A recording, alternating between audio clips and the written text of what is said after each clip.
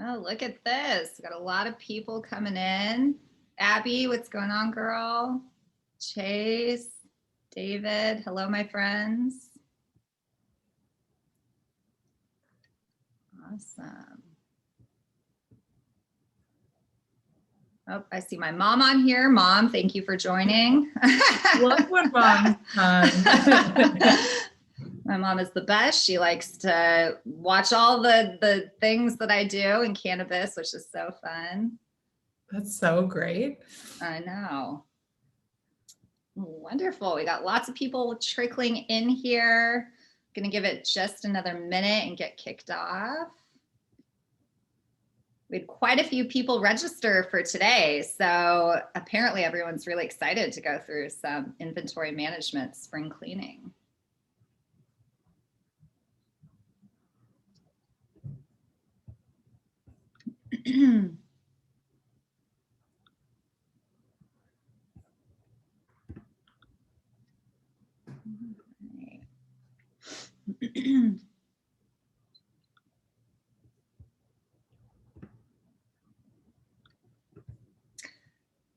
Okay, what do you guys think? Should we roll? I think we'll see some more people continue to trickle in, but I think let's just go ahead and do this.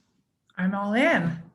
All right, wonderful. Well, welcome everyone. Thank you for joining us today. I'm very glad you're choosing to spend your time to be here with us.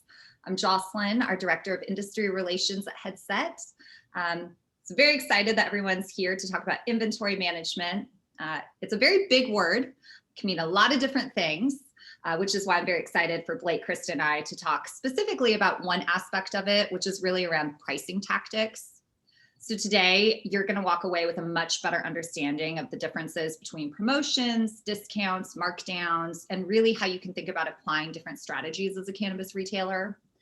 I learned a ton working through this process with Krista. I was actually just watching the interview that you did with Jay Rosenthal from Business of Cannabis last night. And he made a comment about how you're teaching like the master class of retail. And I just have to say, totally agree. Love your style. Loved the interview with Jay. And so let's just get right into it.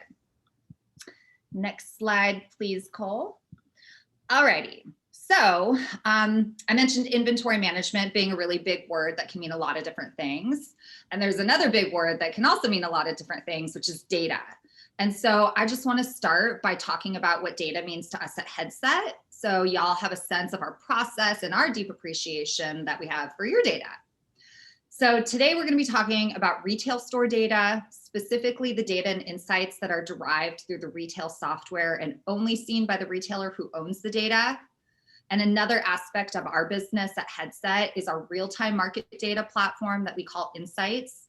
And this is where we aggregate point of sale data, and we put this data through a very extensive process that you can see here.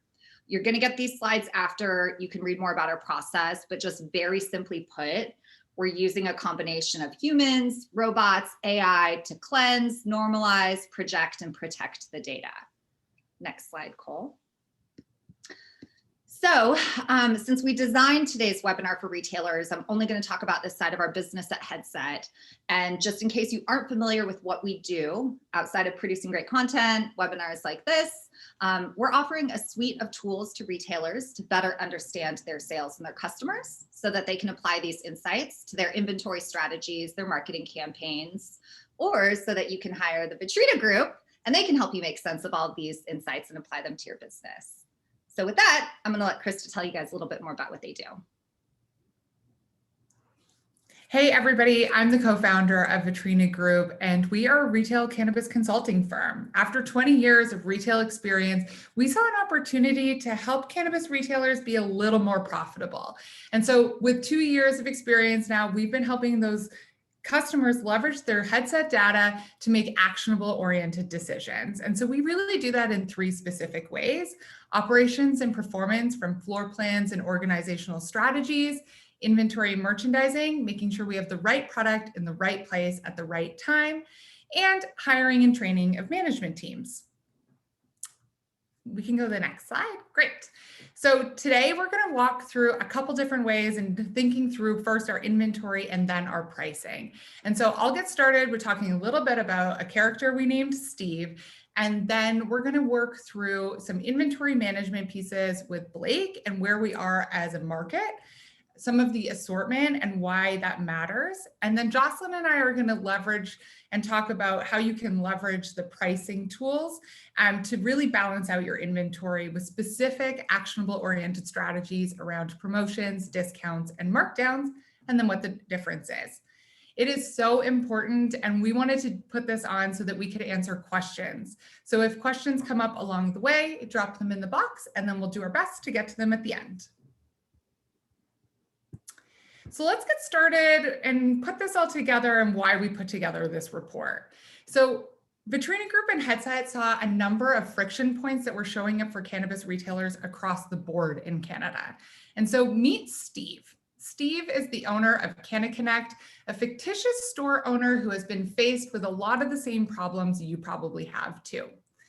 Steve was 3 months into opening his first cannabis store when he knew something wasn't right. Steve thought his background in shipping and logistics would give him a leg up on his competition, but getting through the regulatory framework and the build out would be the tough part. Running the retail store, though, caught Steve completely off guard. Steve was confident in his business acumen and his competitive advantage he had built into CannaConnect, which included education and customer experience, except he didn't have the confidence in his more specific retail skills.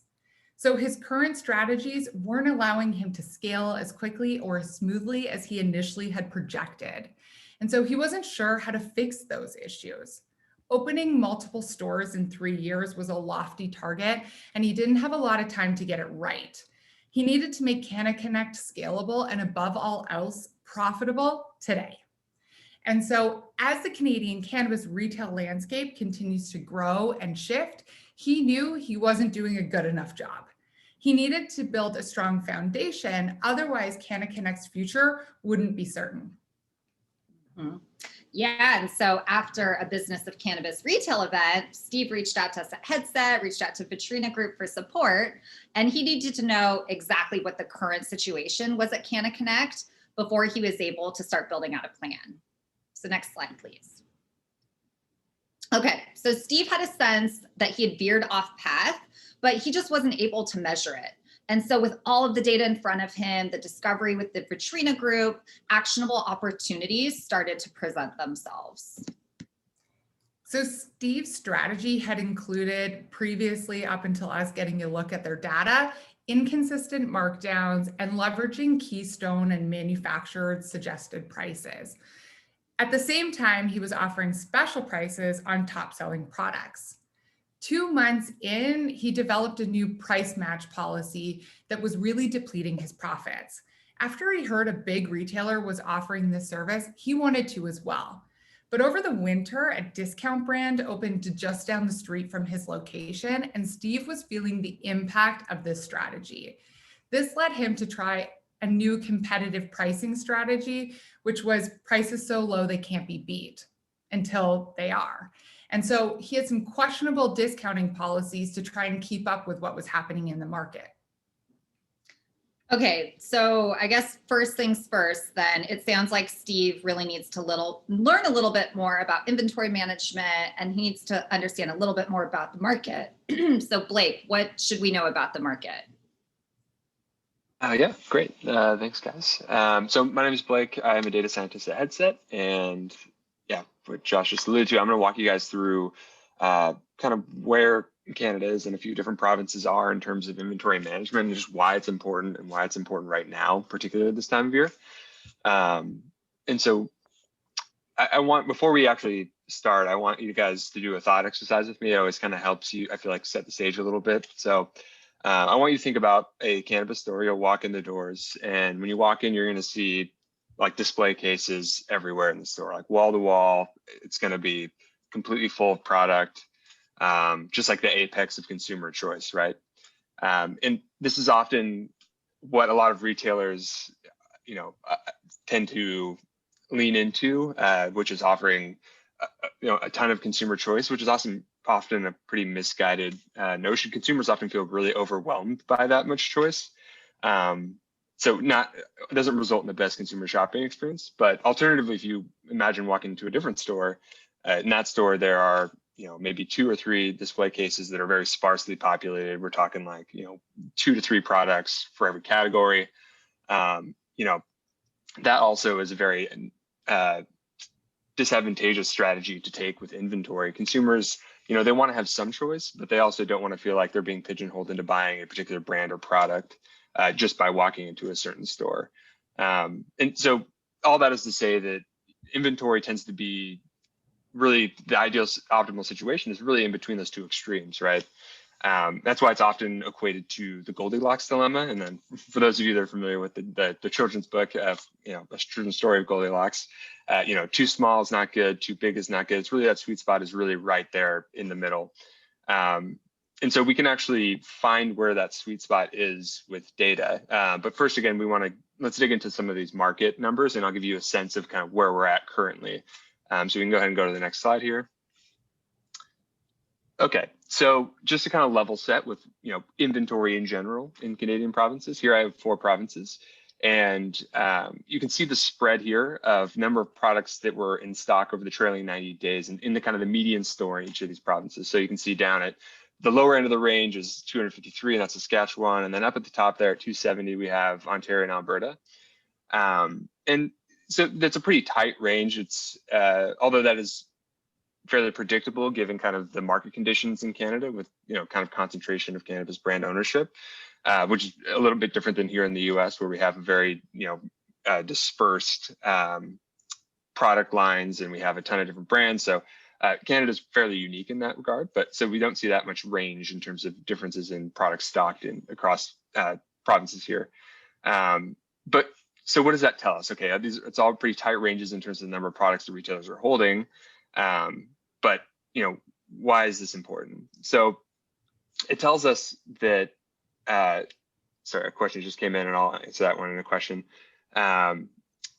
So again, the way to think about that SKU number and to put that in perspective for inventory management is theoretically, and this is not always how it works, but theoretically a cannabis retailer and inventory manager will be managing 200, that means 270 SKUs are being managed by someone at a store. That means that they're ordering product every 2 weeks in a 2-week inventory cycle. They're measuring the sales efficacies of each product. They are, looking to optimize their assortment. They are, again, in a tight 2-week inventory cycle, they're turning around at the end and saying, okay, well, I need to look through each of these individual products and figure out what I'm actually going to reorder and restock in my store.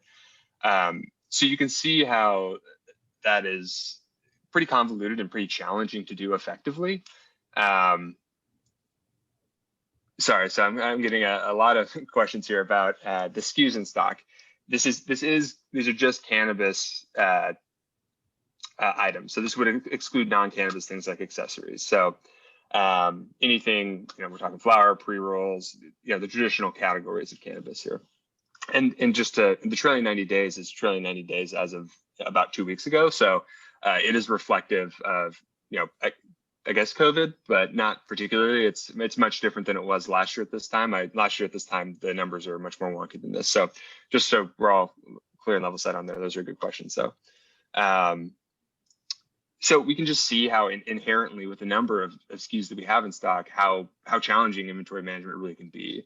And so on the next slide, we're actually going to see, okay, so we know how many SKUs retailers are holding in these different provinces, but that doesn't really, the next question we should be asking ourselves is, okay, well, if I know that, take Ontario, for example, there are 270 SKUs in the median retailer they're stocked in the last 90 days, that just tells me the total number. That doesn't really tell me what's moving off the shelves, right? That doesn't tell me what's important to stores, what's driving store revenue, right? And so before I get into specific numbers in this slide, and this is something, if you've heard me speak at webinars before through Headset, I always harp on the Pareto Principle. So forgive me if you've already heard this one, but this is my spiel. But the Pareto Principle was created by a guy named Vilfredo Pareto, which great name, perfect rhyming. He was a 19th century Italian economist. And he originally had this a theory that was centered around the disparity of wealth distribution in Italy, and he theorized that about 20% of people holding wealth account for about 80% of the total wealth. So it's this concept of having a disparate relationship between inputs and outputs. And this theory is pretty widely used across a bunch of different industries, and it's really commonly used in traditional CPG, and it's very applicable to cannabis. So it's not a hard and fast rule, that 80-20, when we apply it to different industries, but it's a really great rule of thumb. So when we look at the numbers here, so what this is telling us is, again, let's take Ontario as an example. This is telling us that 38% of the products in the Ontario market account for 80% of sales. And this is over the last 90 days. So that's telling us that, we don't have an 80-20 rule, but we have more of like an 80-38 rule. But again, that tells us that 38% of the products sold are accounting for the top 80% of sales. And said another way, that means that we have about 62% of products that account for the last 20% of sales. So that really long tail of sales. So again, that just again shows the really disparate relationship between having SKUs in your store and what's driving revenue in your store. Because those two things, it's not necessarily a one-to-one ratio. So meaning as you add SKUs, that doesn't mean that you're necessarily adding incremental revenue or driving growth in your store. Often it can, quite frankly, mean the opposite of that, which we'll get to in a second. But so after we have seen these two slides, the prior two slides, we know two things. So we know that retailers stock a really wide variety of products. And we also know that a little bit over a third of those products account for the vast majority of sales.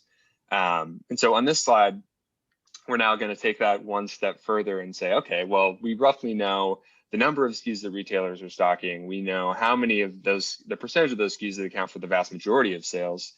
But we want to know one more thing, which is how many aren't moving at all, which, that's like the first thing we'd want to know in inventory management is like, what can we get off of our shelves, because it's just dead weight, so to speak. So here what we can see is this is the percentage of SKUs over the trailing 90 days in each province that just didn't have a sale. So in stock, just no sales. So again, I'm going to use Ontario as an example because it's a clean, even number there. It's 6%.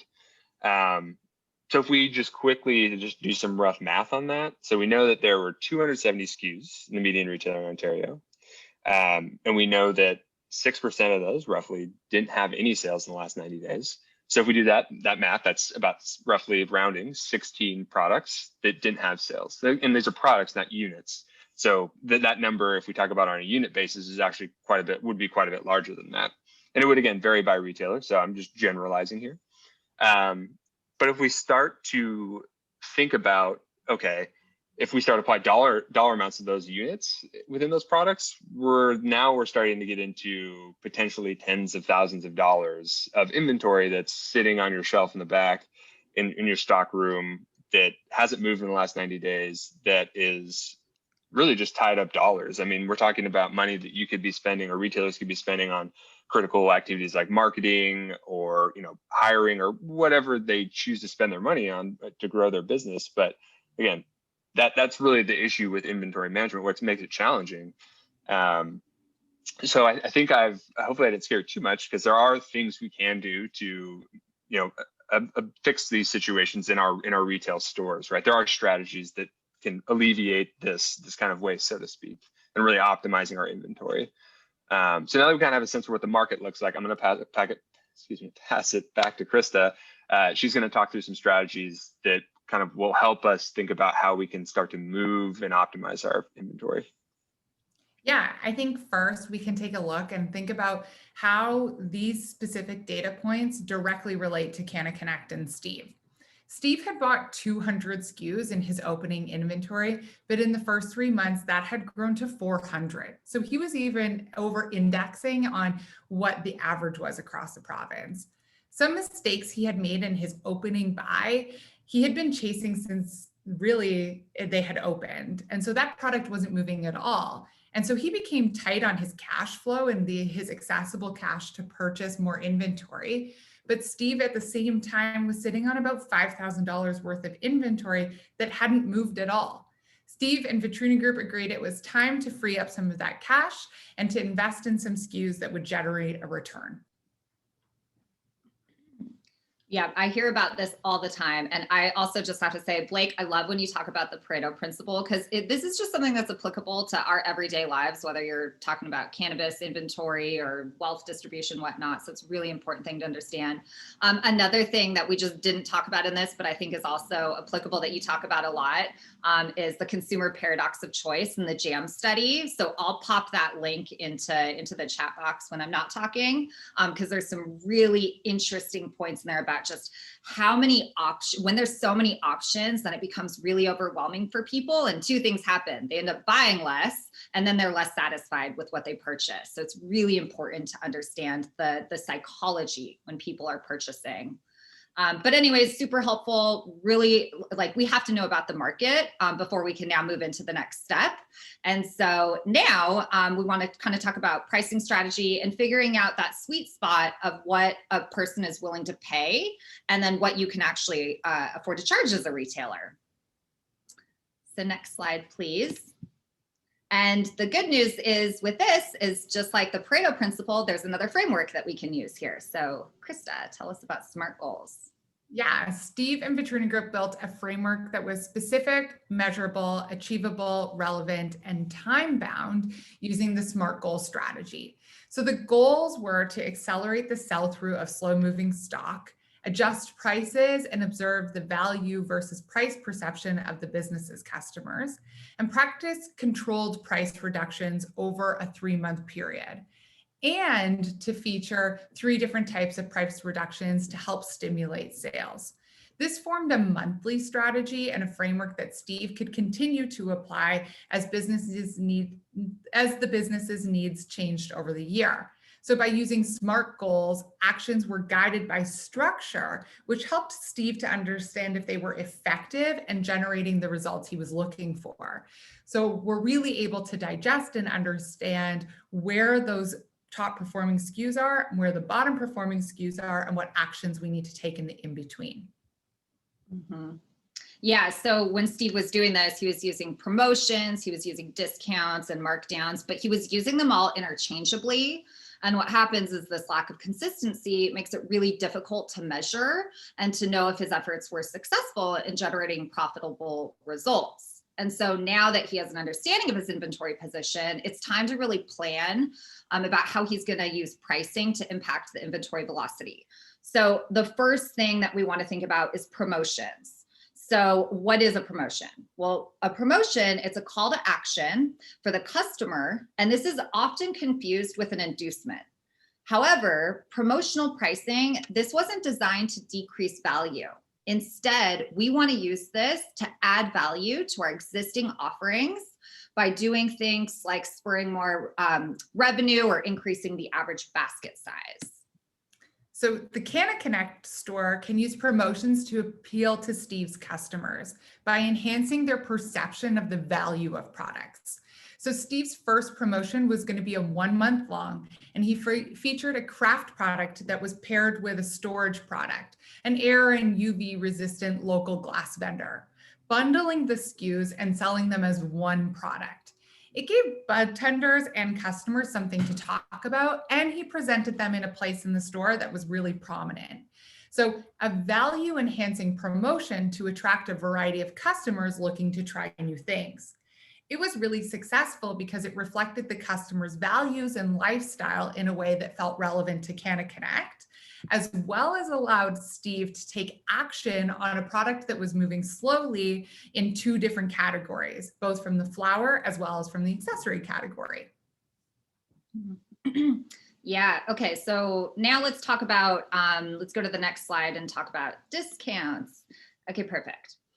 Okay, so while promotions, they're planned, they're used to add value and instigate purchases, discounts are different because discounts are designed to reduce the price. So what this means is that we're looking at specific attributes that need to be applied to a product for it to be qualified for a discount or for a customer to obtain it. So discounting, we should think about this differently. This should be situationally specific, meaning that we're using this to target a particular type of a customer, and it's usually going to be product agnostic. So it's easily misinterpreted to be a promotion or markdown, but very different. There's 2 different criteria for a discount, and it's very simple, different. So a discount should be used to drop the price of products that are going to be less standard or less than the standard, or used to incentivize preferred types of customers. So Steve didn't know this, and he assumed any price drop or promotion was considered to be a discount. By categorizing pricing methods distinctly, Steve was able to optimally measure what type of programs created the most results over a period of time. So Steve canceled his price matching policy altogether, but realized he could offer discounts to his loyalty customers. This strategy would cost him less, but support his goal of customer retention in the long term. Yep. Okay. So markdowns. All right. So the purpose of a markdown, this is to maintain a reasonable profit margin and sell through on purchasing errors and slow moving products. So what you're doing here is you're essentially liquidating it. So markdowns, it's a permanent price reduction, and this is going to be, again, used to clear out excess or unpopular inventory. Commonly, we've seen retailers use markdowns as the basis for their entire retail strategy, both to attract customers, entice impulse purchases, and liquidate old or poor quality products. However, CannaConnect was going to be more specific with his markdowns. As new products would come onto market, he needed to figure out a way to liquidate the product that were bad inventory decisions at the beginning. And so this allows Steve to buy products that sell faster and maintain the margin and get rid of the products that are sitting on his shelves. Prior to meeting Vitrina Group, Steve used to take 5 or 10% markdowns. This did not motivate the customer and generate enough action. And so he moved to a deeper markdown strategy to get products moving faster. So he took less margin, but got them out much faster. On in-store signage, he would highlight these deals as new price products, which allowed him to work within the regulations. Okay, so let's recap, next slide, the differences here. So promotions. Remember, these are used to highlight a product, discounts, very specific incentives, and markdowns, they're going to help liquidate that slow moving product. So very important to really understand the three differences and how you're going to have a different strategy for each of these.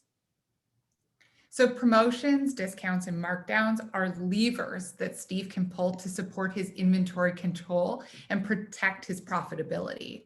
He created a framework of when products can come into store, how long they would stay, and then at what sales velocity they needed to achieve before going on a markdown.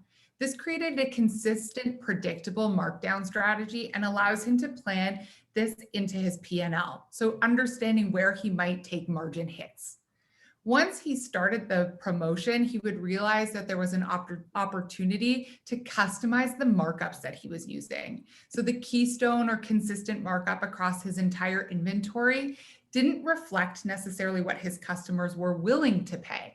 And so Steve took an opportunity to drill in and understand what are his customers willing to pay and think less about what his competitors were pricing in their local stores close by. By doing this, he's able to protect his margin as well as connect the sense of value to products in what customers that shop at CannaConnect find are important. He leveraged regulatory approved strategies by playing with his signage, and the promotion and markdowns were positioned to his customer.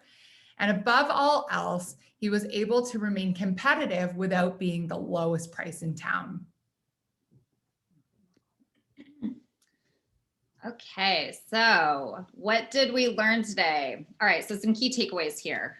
Number one, understanding product performance is really going to help you identify the opportunities on those slow moving products. Number two, a data-driven inventory strategy is going to ensure that you don't have products that are in your back room that aren't selling or taking up space in your store.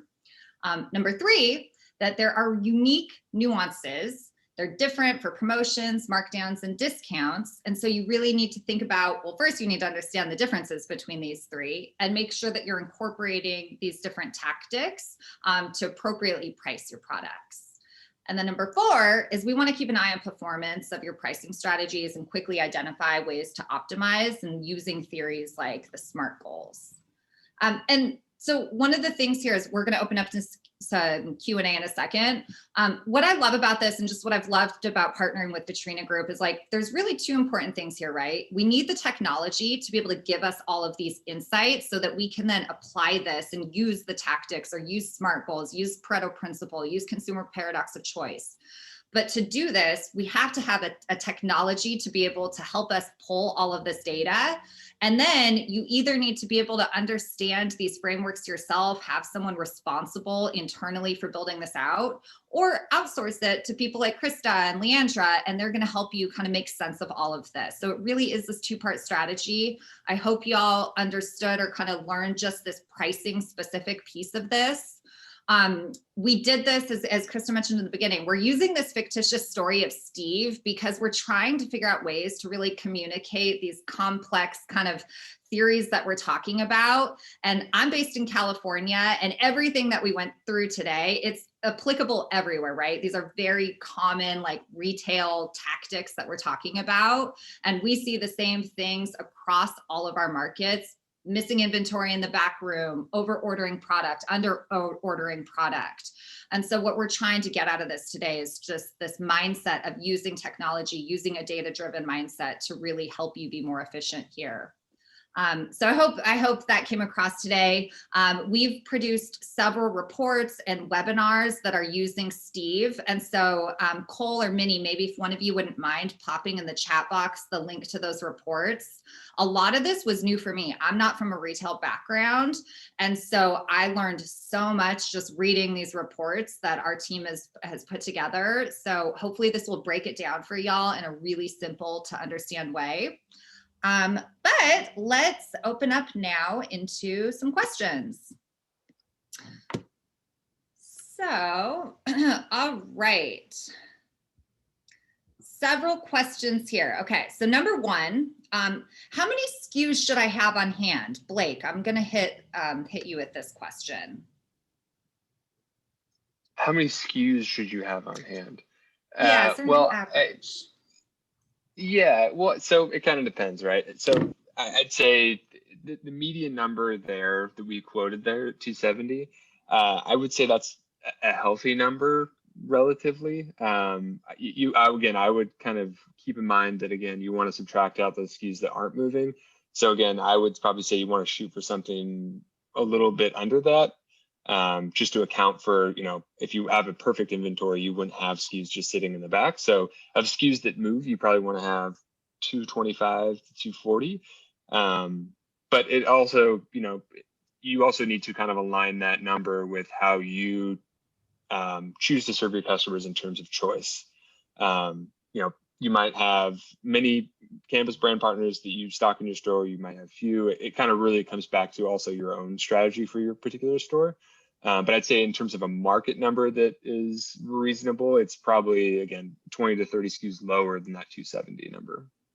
I would hop in there and also put a caveat on that, is that would be a point that when we start to see some leveling out of performance. And so if you're just opening your retail environment, starting out there is going to be very difficult to keep it at that number. And so Blake, we kind of talked about this once with Jay from Business to Cannabis, but starting slow and starting lower and then building that up once we get to know our customer.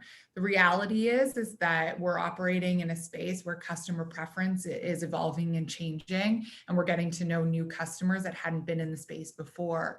And so there's an opportunity to look at historical data and tell us what we need to carry, but also get to know our customer who's in front of us and watch how that data evolves and changes in the coming months so that we can drill in and identify what SKUs to add to our base assortment.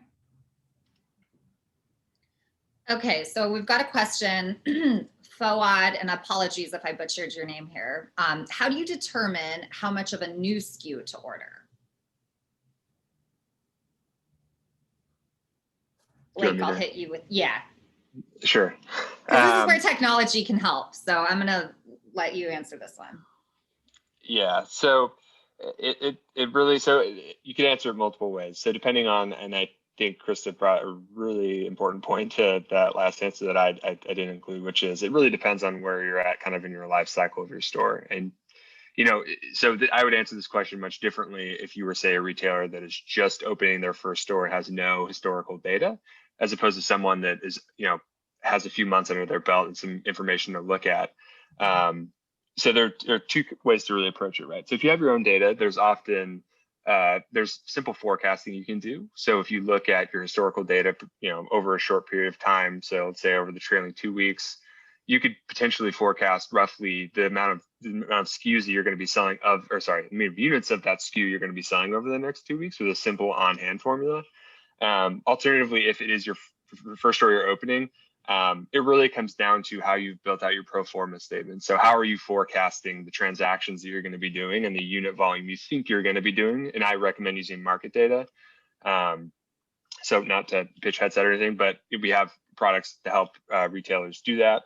But again, the two very different kind of responses. Krista, do you have anything that you recommend for your clients, particularly on that?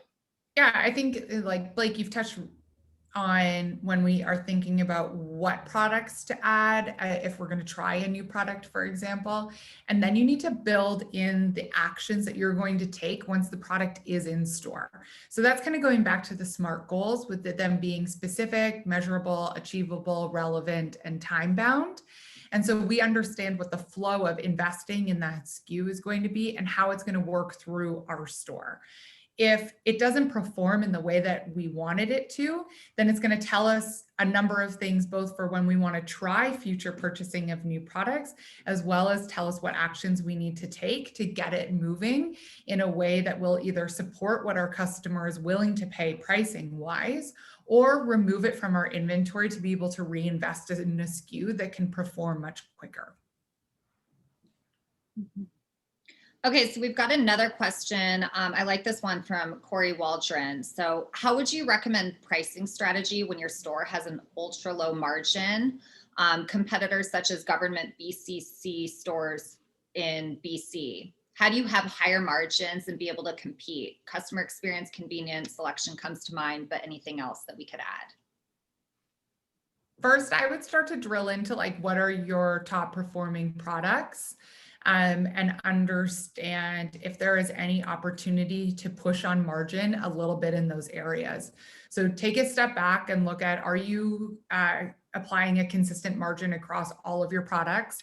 If you are, there's probably an opportunity to leverage some more specific margin opportunities in some of your top performing products. That would get you a little bit more along the way. The other thing that you're going to want to look into, and this can be really difficult actually without a tool like Headset, is to look at what products are being purchased together and if there are opportunities to start to leverage those relationships. So is product like a flower product being purchased with a pre-roll or a beverage? Because that can be the secondary piece of where you start to gain some of those margin dollars by attaching lower price products to your first like namesake product. Blake, do you have anything to add to that? No, I would just say that or I guess one small piece would be on, I think you pointed out a great thing with attachment. So when we think about how to increase basket size, that is de facto a way to raise your margin, depending on what the margin of the add-on product is. But I think you just brought up a particularly great example, and this is obviously all proven out with data that we see come through retailers. But people that buy, you use flowers as an example, which is a great one. People tend to buy pre-rolls at a very high, what's called an attachment rate with flower products. So people, when they're at the register with flower product, they might just say, okay, hey, I'm going to grab a quick, a 2-pack or a single pre-roll. They add those in the basket. So it's finding what those are in your store. So what products have really high attachment rates with one another. And again, this is all something you can get with software tools in your point of sale, but those are just really quick, simple, easy ways to increase margin. And in terms of pricing, that is pricing strategies that, again, it really harkens back to like what kind of margins you are interested in running. And I think to Chris's point, it really, I would always start with pricing by looking at your best selling products, because those are the ones that are going to drive revenue and are most sensitive to price changes. And like identifying what your customer is willing to spend, like where that threshold is, because when you think about going, for example, to purchase a beverage, if it's 25 cents more expensive at one location versus another, very rarely is your customer going to walk out the door and go to the other location to purchase that beverage for 25 cents. That can become very different on a more expensive product if we're talking about dollars different. And so there's a little bit of understanding what your customer behavior is and understanding where convenience comes from, both from a being in one location and being able to purchase all of the items, as well as where that place is and that sweet spot before customers would go to a competitor to purchase something. So Krista, another question for you. I think this is a great one. How long should I try new strategies for? I've tried a promotion for a week and it wasn't working. So how long what's the appropriate time frame that people should be testing? A week is only going to give you a very quick snapshot. If we start to think about how often our customers come into store, we're only going to expose that promotion to a certain group of people who've come into the location. I would encourage you to extend that life. For us in trying new promotions and understanding kind of how things are going, I like to look at a month to start at least. That's going to give your customers an opportunity to see the promotion or experience the promotion or hear about it, as well as potentially catch an opportunity to have a customer see the promotion more than once. We know, coming from retail as well as working in cannabis, that customers need to be prompted multiple times before making a decision or a decision that they didn't anticipate to make. And so those touch points and promotions need to happen at the same time, and think about them as touch points as well. And so if they're only having one touch point in a week, that can be a very difficult, low number of touch points to measure its success. So there are a couple levers that you can pull, lengthening the total time of the promotion, with it being like a minimum of 1 month, but Leandra is giving a good point, like to be able to measure it out and look at what it looks like over 3 to 4 months. And then also thinking through the number of touch points that your customer is getting exposed to that promotion. So how often the customer is seeing it, or in what ways the customer is coming across the promotion. Is it showing up on your website? Is it showing up physically in store? Does it show up on your menu board? All feeding into the number of times that the customer has been prompted with that information. And then I guess to build off this, so how do people know, like, what's the right amount to discount? Are these arbitrary numbers that we just test for a discount that you're offering? How do we know what's the appropriate number to give?